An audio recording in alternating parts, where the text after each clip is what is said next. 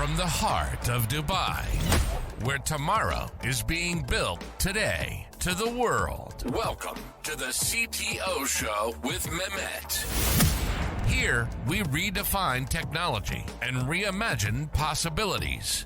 With Mehmet, delve into the riveting realms of AI, cybersecurity, and digital technology.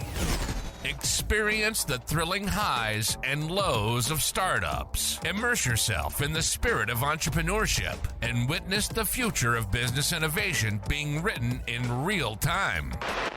Now, without further ado, let's tune in and explore the future.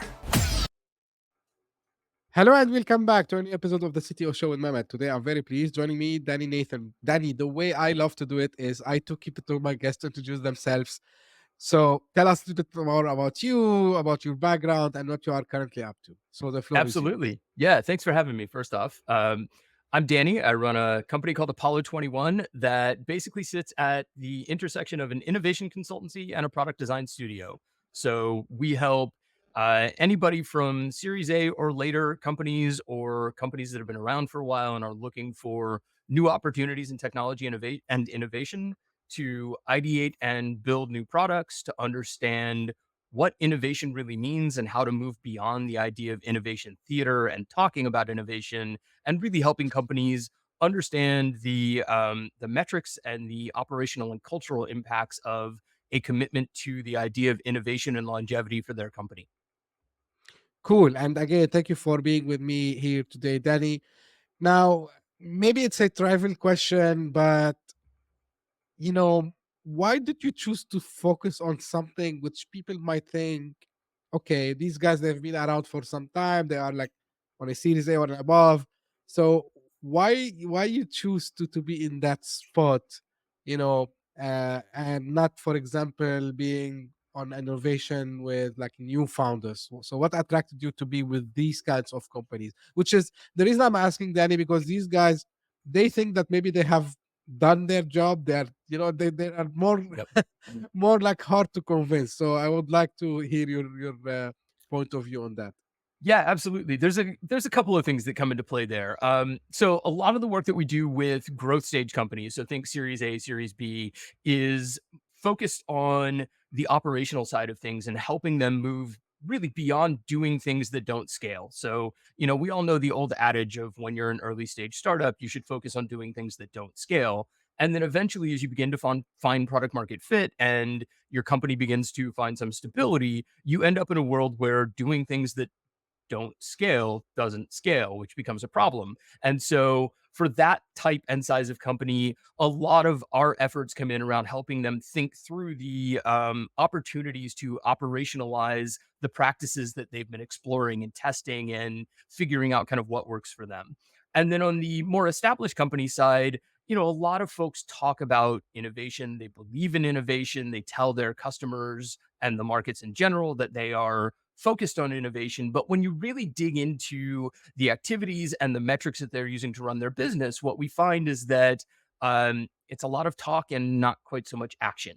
And so eventually, I think, folks in a leadership position in those types of companies often know that they're doing a lot of talking and perhaps not as much support through action as they could be. And so that's where we get called in to help them think about, what does innovation really mean? If they're talking about innovation or they're talking about the activities that they are doing to establish an innovative culture, we can help them really evaluate those activities and understand how growth and scale can stem not just from finding new customers, but also creating new products to attract those new customers, finding new market opportunities, and really building in that culture of exploration and an entrepreneurial spirit amongst their team that can provide the opportunities for discovery and the opportunities to think about, okay, this is what we're doing today. How are we going to survive and thrive into the future? And what does that mean for our business? And so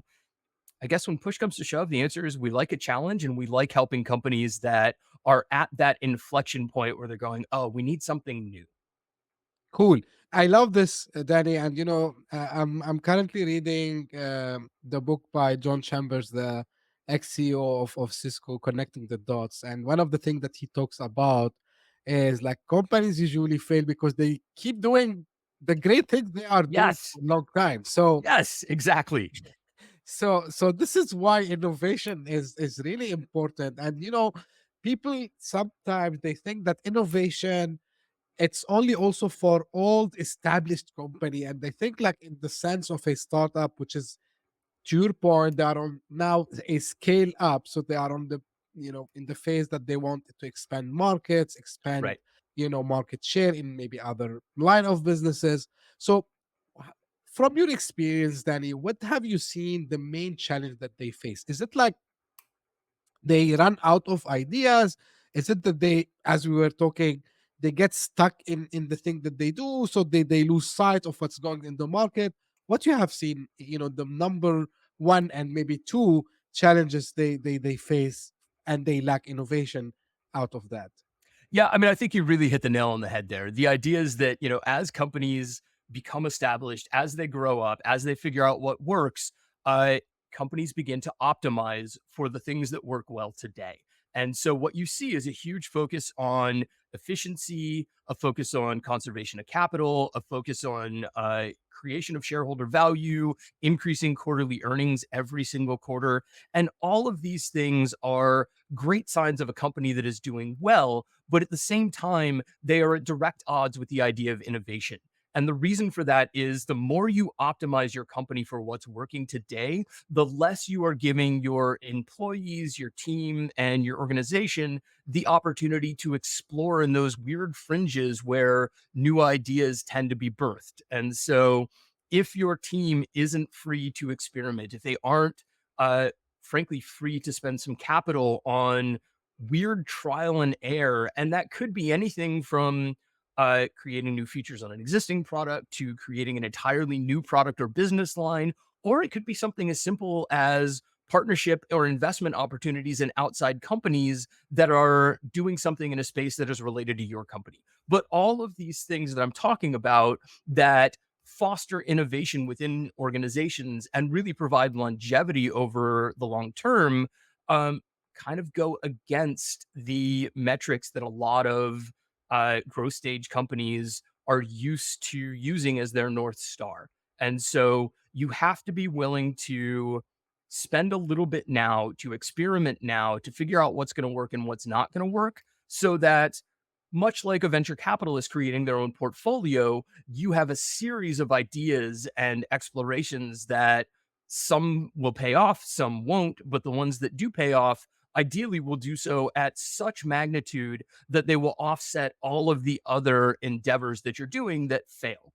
And so to me, that's the number one thing, is freeing up both the mindset and the capital to experiment at the edges so that you can continue to discover new opportunities. That's fantastic. Now, someone, I'm again, I don't like to say that I play the devil advocate role, but maybe, do you face this? Like maybe founders will come and tell you, you know, Daddy, I understand what you're telling me.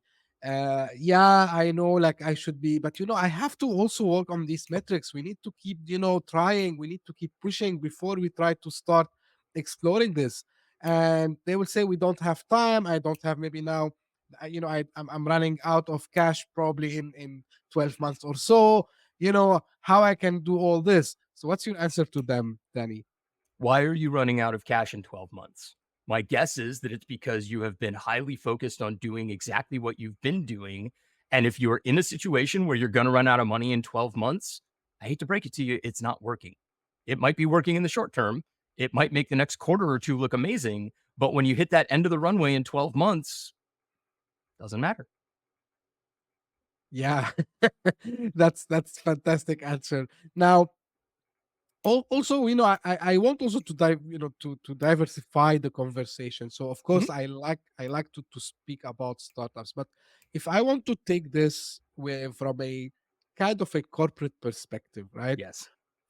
So why do you think also corporations, they need to focus their effort on, kind of a venture driven growth? So you gave that Yes. example. So what's the advantages, they can, offer, they can get from this offer compared to traditional growth strategies? Absolutely. So if you look at the way corporations tend to exist today and the support that they lend towards their existing products and their existing customers, in my mind, that's exactly how you end up in the wait, we have 12 months of one way. Or, if you're a corporation, chances are they've got far more than 12 months. But the issue remains the same. If you keep doing what you're doing, eventually your opportunities are going to run out. And so the benefit of focusing on venture driven growth and innovation, especially within a large organization, is that you can diversify your holdings, you can explore new opportunities, and you have so much resource at your disposal as a large corporation in terms of capital that you could potentially play with, in terms of presumably a large team of people who are focused day in and day out on making sure that your customers are well served, and those people all have great ideas. So the notion that there is a shortage of ideas even in the corporate space, I think, is a misnomer, because you have hundreds or thousands of people in a corporation, all of whom I guarantee have great ideas about how to make things work differently or better, or new opportunities that could be explored within their division of the organization. And so the more you can free those people up and give them the permission that they need to try those things, to experiment, and ultimately to fail.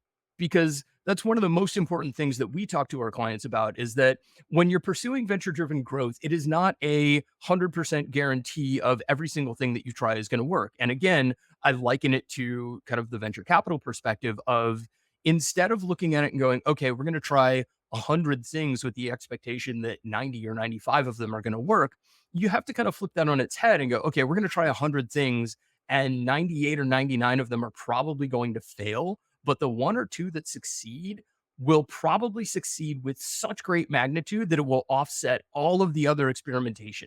And so the amount of learning that you gather along the way, and the amount of discovery that gets baked into running robust customer development processes, to looking for opportunities to experiment and to think about new business models, new revenue lines, new products that you might bring to market. Or again, as I noted, as I kind of nodded to a moment ago, the opportunity to invest in other companies that are up and coming in the space, all provide great opportunity for that venture driven growth angle that can provide longevity. And so, a lot of corporations will look around and go, oh no, we have a disruptor that's nipping at our heels. We must crush them. And the reality is, you don't need to crush them. Go and invest in them, help them, partner with them. And then you've essentially hedged against the future. If they fail, then they're no longer a disruptor that you have to worry about. But if they don't fail, then you have invested in them and helped them in their growth effort, and you will see returns on their success. Plus, you've already cultivated a relationship. And if you're in a position where you might want to acquire them so that their disruptive new product now becomes a part of your offering, you're well positioned to open that conversation and to have greater insight into where the benefit of that type of relationship or acquisition might be for your corporation. Cool. Now, Danny, if I want to little bit dive in the way you work with, let's go back to the startups and scale ups. So, because you sit in a position, as you when you introduced, it's an intersection between consultancy, venture studio, right, and also the innovation part of it. So, if I come to you today as probably maybe I have product market fit, I still have kind of money in the bank, Sure. and we want to start working together. So what I'm trying to understand from a founder perspective, what's my journey, and where I would start, and what is the end result that I will get working with Apollo 21. Yeah, that's a great question. So the starting point depends on a couple of things. Folks often come to us, especially folks that are in that sort of scale up position that you're describing, through a couple of doorways. So one is, we have a clear cut problem or opportunity. We know that technology can solve it, but either we haven't had the time and energy to commit to finding that solution, or we simply don't have the expertise in house to explore that possibility and then really bring a solution to life. So in that case, we start with a discovery process that looks a lot like in-depth stakeholder interviews. It might include some customer interviews and things like that. We might go so far as to run a design sprint or some sort of discovery-driven workshop where we can take that clear-cut problem, come up with solutions for it, and then zero in on what the greatest opportunity at the least resource or capital expenditure might look like. The other way that folks might come to us is, hey, we're a scale up and we know that we need to move beyond doing things that don't scale. And we want to explore where the opportunities for that are, but we don't have a specific idea or problem that we're pursuing. And if folks come to us through that doorway, one of the first things that we lean on heavily is the customer development process. So if you don't know where to start, but you know that you're in pursuit of something new, talk to your customers. And I say this, and half the time people go, wait, what? Really? Um, yes, talk to your customers because they're the people who you are serving at the end of the day. They're the ones that are keeping your company alive. And they're the ones that can immediately tell you what's missing from your product or what are the other problems that they're encountering that might be related to or adjacent to your area of expertise or the area of product market fit you've already discovered, and they can help guide you towards what might come next. And so we have a very clear-cut process through which we approach customer development, and it starts off wide where, we interview customers and really just talk to them to look for opportunities and problem spaces. And then as we begin to identify those problem areas that we're hearing often, so, by the time we hold 10, 15, 20, 50 customer interviews, we've probably started to find a pattern in, oh, we've heard this 5 times, and we've heard this 3 times, and we've heard this a few times. These are the areas of opportunity to explore. And then we can begin working with our clients to come up with potential solutions. And even before those potential solutions start to look anything like what one might call an MVP, or before we start building anything, we continue that customer development process. And so the first articulation of that solution for us often looks like a comic book or a comic strip. It's a very short storyboard that gets to the heart of the problem and the solution that we're ideating. And we come back to those customers. We say, hey, you told us that you have this problem. Here's the solution that we think might work for that. How does that strike you? Is that interesting to you? Would you find value in it? Would you pay for it? If so, what features absolutely must be there so that you'd be willing to pay for it? And so by the time we get to the moment of, okay, let's go and actually build something, we have de-risked the thing that we're going to build so heavily because we've talked to people about it over and over again to the point where we know that the thing that we are pursuing alongside of our client is going to solve a customer need for them, that we can limit the number of features that we're creating, the timeline necessary to get something built and into the hands of our customers, and therefore the time that it takes to begin getting further feedback so that we can iterate on it. And so we approach all of that through this lens of how can we utilize our customers to help us determine where we can add value to their lives. And we do so with an eye towards de-risking and limiting that thing that we're going to build, because once we get to the build stage, that's where things get resource intensive. Got you. Now, just out of curiosity, Danny, like, do for these startups or even the scale ups, do you like kind as a traditional venture studio? So do you consider them part of your company and then you spin them out? Like, how does it work? It depends on how that relationship is formed. So we do work for hire client work through the consulting side of the business, in which case we get paid, we come in and help, and everything is still yours to own, et cetera. And we're more than happy working that way.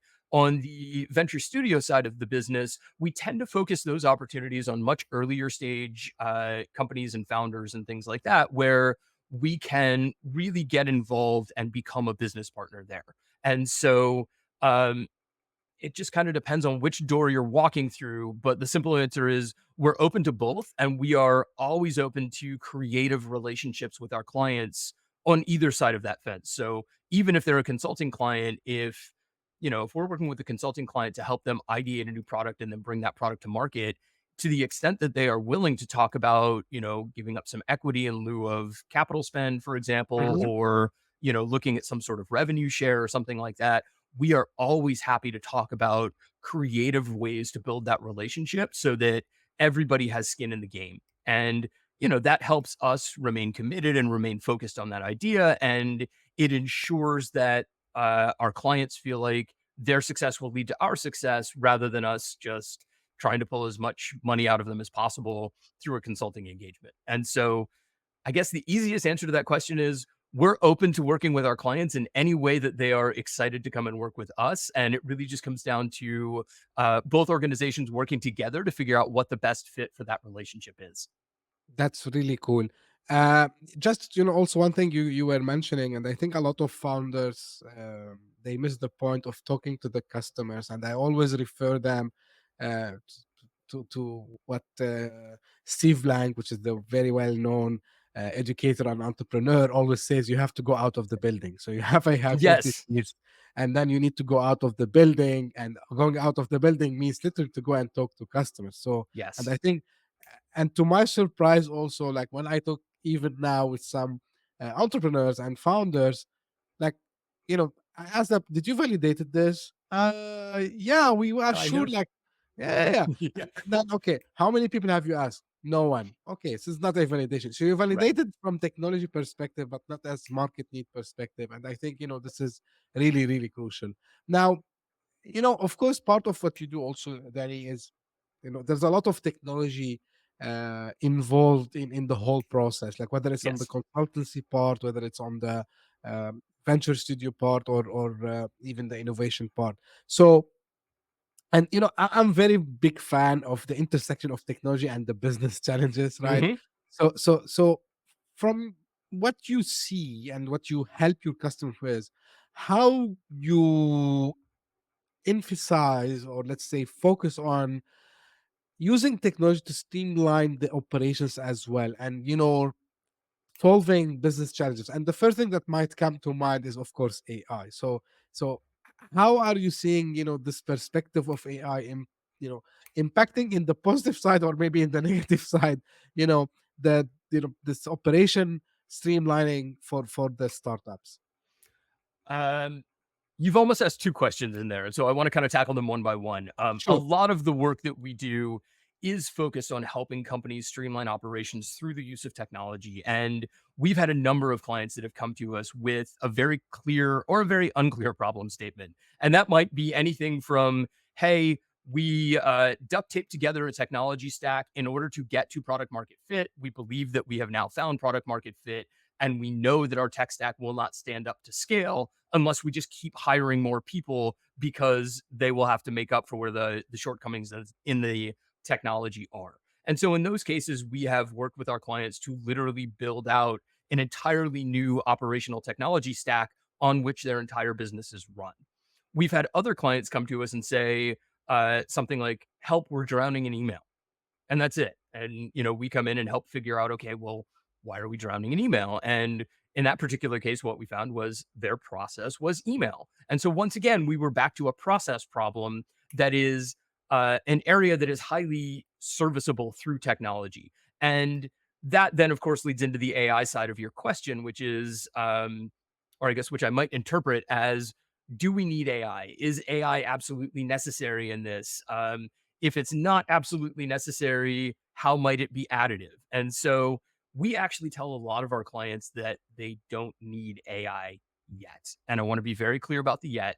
AI is coming. It will impact everything. Every company should be thinking about AI today so that they understand what it does to the future of their business tomorrow.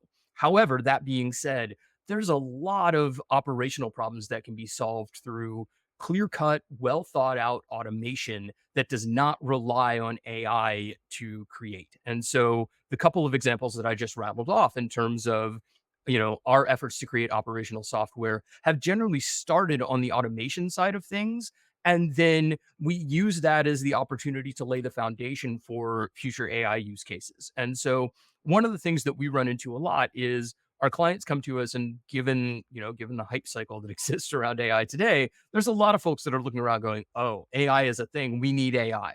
But there's not necessarily a clear-cut understanding of exactly what that means or how their data needs to be structured in order to make use of AI.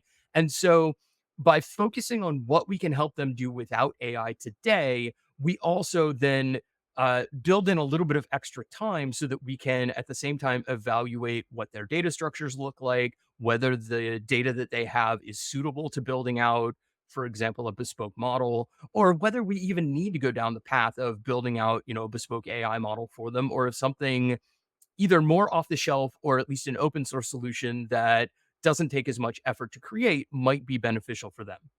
And so, as we're thinking about AI, we're balancing that notion of what can we do today to solve the core business problems and have a valuable impact on the business while we are helping that business think about and prepare for their future AI endeavors. Absolutely. So I'm also like big fan of using the right technology for solving the problem, not just trying to see how I can fit that there. Yes, Yeah, exactly. because you might end up creating more problems rather than Yes. solving the problems. But yeah, the automation, and I keep writing this on my LinkedIn. I'm still surprised, how many companies still they rely on pen and paper, believe it or not, for like basic things. And I Yes. tell them, guys, you don't need AI. Like forget about the big hypes. Maybe AI will be beneficial, but before that, you need to start to automate some of your processes. And Yes.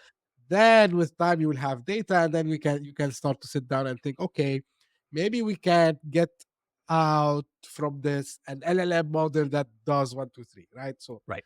yeah, so there are the basics, as you said, Danny, which is 100% true. Now, when I was going over the profile, preparing for the episode today, and this is something I like to ask you about because also I believe the same thing. So you believe that failure is a recipe for success, I do. right? I want you to talk a little bit about it. If maybe you have probably a personal or professional experience where failure led to significant breakthrough. And just between quotes, I tell people I don't have in my dictionary the word failure because I believe it's a lesson. But I would love to hear your feedback. I think I take a very similar perspective with a very different articulation. So I believe very Cool. strongly in the word failure. I have a bit of a personal mantra that has become just that through the course of my career, which is fail beautifully.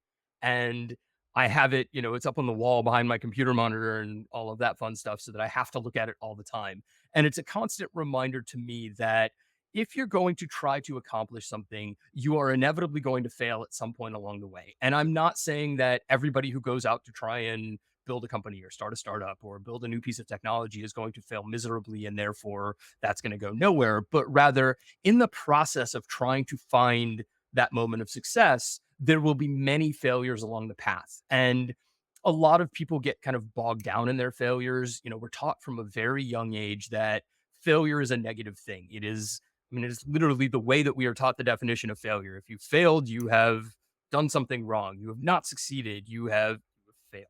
And I believe, much as what you've sort of articulated here, that failure is really a learning experience. And so, if you have failed this time, then you know what not to try next time and hopefully have a better idea of what you should try that will mitigate whatever that point of failure was. And so, to me, failure is something to be embraced. And that's particularly important, as we're talking around the idea of innovation, especially at the corporate level. Failure tends to breed fear within organizations. People are afraid that if they fail while doing their job, that they're going to face negative consequences. And the more that a leadership team within an organization can work to help people understand that that is not true, that failure is just a learning experience, and really, for lack of better terms, encouraging employees and team members to try things that will fail along the way, the more benefit and learning will come out of that process. And so, I guess to make a long story short, I am a firm believer that failure is something that should be accepted and in some cases even celebrated, and that teams and companies can be stronger the through building a culture where failure is an okay thing to encounter. So as they say in the Silicon Valley, fail fast, fail often, right? Yes. Yes. Yeah. So I think the problem with the word failure, and maybe this is in my humble opinion because of the education system. Back in the days, the place where I grew up, so fail means you're gonna repeat the same class, right? So Right. you fail to pass from one grade to another grade, and this is like a big shame, right? And you get ashamed, and the guy he's sitting in Right. the class, oh, he's the guy repeating the same class, right? So I think that this is a little bit, but I always go and tell people, look, whatever you see today, whether like from the big companies or the new ones that they are emerging, like they didn't succeed from the first try. Like Right. whether it's Google, Microsoft, Apple, you just name it, right? So all these guys, they didn't become what they are today just from the first try. So they Right. needed to do trial and errors. They need to do testing, and of course, this is how they get there. So 100%. So Danny, of course, now because you work with different, type of founders, you work on different projects on a different, I would say, maybe innovation initiatives.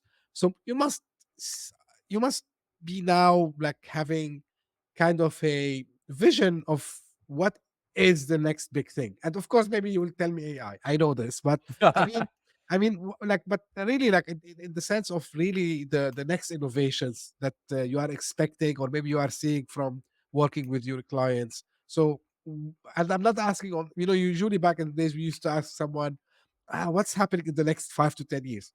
Not anymore. So, Right. in the coming near future, what are like the major trends you're expecting to see it like in the market from a new ventures perspective? I mean, the obvious is AI, and you've pointed it out. We've talked about it. Frankly, I'm tired of hearing about it to an extent, so I'm just going to ignore that one. AI is coming. It's big. We're not getting around it. Um, I think that the other thing that we need to think heavily about is the ramifications of AI, and we're already starting to see it in terms of the way that people are using AI to cultivate massive cold outbound campaigns and things like that. And the reality is that what's happening is it's becoming much easier to reach people and much easier to send them a message that seems like it should be personal, but then, we still have that moment in AI where it's like just off enough where you're going, this doesn't really feel like a person wrote it. And so it begins to feel disingenuous. And so I think one of the trends that we're going to see upcoming is the notion of how do we get over the hump of utilizing the new tools that are at our disposal to cultivate meaningful relationships. And that might be between brands and customers, that might be within an organization or between organizations. But I think that we're still at a point where we haven't figured out what the outcomes of all of these new tools are going to look like and how it's going to change the way that we interact with one another and communicate with one another and so on and so forth. I think the other big trend that will be interesting to keep an eye on, especially as you and I are sitting here talking about the notions of venture driven growth, for example, are how large organizations and corporations will continue to uh, defend their turf, so to speak, or continue to maintain relevance as the ability for startups and disruptors to begin nipping at their heels becomes much and much faster and easier. And I'm excited to see sort of where that goes and what the opportunities are that are cultivated through those relationships as hopefully large corporations and organizations begin to envision a world where disruptors and startups are not necessarily the enemy, but are ways for everybody to move forward and benefit one another. Absolutely, this is my wish also as well. Because founders, entrepreneurs, they are always, and it's a fact, they are seeing the rebels, they are seeing the people who, which is true. But I also like start to sense that people now appreciate that actually startups comes to disrupt, because you know what they thought that it's the only solution currently available. No, actually there are like other solutions over Right. there. So 100% on this. Now, Danny, as we almost came to an end, final advice to people who are on the verge to become entrepreneurs, and or founders who are just starting their journey. So what you want to tell them, and where people can get in touch with you and know more about your services. Sure. Uh, I usually share fail beautifully when folks ask me this question, and I've already put that on the table. So to grab a couple of other pieces of advice that I really wish folks had told me early on. One, it will always take longer than you think it will. It doesn't matter what it is. Everything takes longer than we feel like it should. And we live in a day and age where technology is changing almost by the hour. And so we look around and go, oh my God, like I should be able to launch this and make money on it, create a company and sell it for millions or billions or whatever of dollars in 6 months or a year or 18 or whatever. And the reality is that, the hype cycle would teach us that, as you nodded to, success happens overnight. And the reality is that it always takes longer than you think it will. So Yeah. yeah, that's my big piece of advice. As far as where to find us, we are at apollo21.io, and we have a bunch of case studies there that talk about the projects that we've done, the types of work that we have helped our clients bring to life, and to share sort of what types of innovative things we've been working on with them, and more importantly, what the results of those efforts are. And then, of course, we also have a bunch of white papers and articles and things like that. So if you're interested in anything from how to broach the topic of innovation within your large company to what it means to focus on customer development and why it's important to talk to your customers, go give those things a read. There's a bunch of great information there. And please reach out. We're available at hello@apollo21.io. So we're easy to find, and we're always happy to chat with people and share perspectives and, talk about opportunities and how we can help folks bring innovation to life. Yeah, thank you very much, Danny. Just sorry, I forget to ask. And you serve clients worldwide, right? We do. Yes, we are a fully remote company, and we're happy to work with folks anywhere. And if we need to be boots on the ground, then airplanes exist, Cool. and we're happy to get on Cool. them. This is important. This podcast, it's a global podcast, I would say. Awesome. Yeah. And for the folks listening or watching us, the link is in the show notes or in the description on YouTube. Danny, really appreciate your insights. Your depth. Knowledge also about innovation, venture studios, and how also companies they can disrupt themselves. So really, really useful and helpful. I appreciate you gave us your precious time to be with me today. And this is usually how I end my episodes. This is for the audience. If you just discovered this podcast by luck, thank you for passing by. I hope you enjoyed. If you did so, please subscribe. Give us a thumb up and subscribe to the podcast. And also share it with your friends and colleagues. We are trying to do some impact here, and I appreciate the support from everyone. And this is for the people who keep sending me their comments, their suggestions. Keep doing so. I read all of them. I go over all of them. So keep doing that. Thank you very much for tuning in. We'll be again in a new episode very soon. Thank you. Bye-bye. Hit that subscribe button, share the show with your tech-savvy friends and fellow entrepreneurs, and leave us a review on your favorite podcast app. Your support means the world to us.